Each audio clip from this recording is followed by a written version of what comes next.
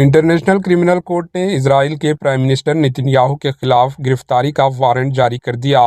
عالمی فوجداری عدالت international criminal court نے اسرائیل کے پرائم منسٹر نیتن یاہو کے خلاف گرفتاری کا وارنٹ جاری کر دیا۔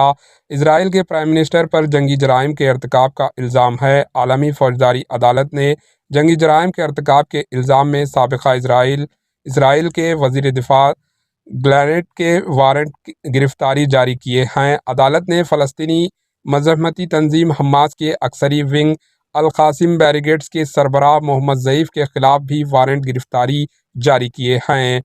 غزہ میں 7 اکتوبر سے اب تک اسرائیلی جارحیت کے نتیجے میں 44,000 سے زائد فلسطینی شہید اور 1,04,000 سے زائد زخمی ہو چکے ہیں۔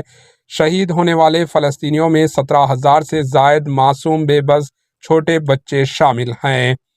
3 ججوں کے پینل نے نیتن یاہو اور گلینٹ کے وارنٹ جاری کرنے کے اپنے متفقہ فیصلے میں لکھا، چیمبر نے اس بات پر غور کیا کہ اس بات پر یقین کرنے کے معقول بنیادیں ہیں کہ دونوں افراد نے جان بوجھ کر غزہ کے شہری آبادی کو ان چیزوں سے محروم رکھا جو ان کی بقا کے لیے ناگزیر ہیں، بشمول خوراک، غذا، پانی اور ادویات، میڈیسن اور طبی سامان، نیز ایندھن، پیٹرول اور بجلی وغیرہ شامل ہیں۔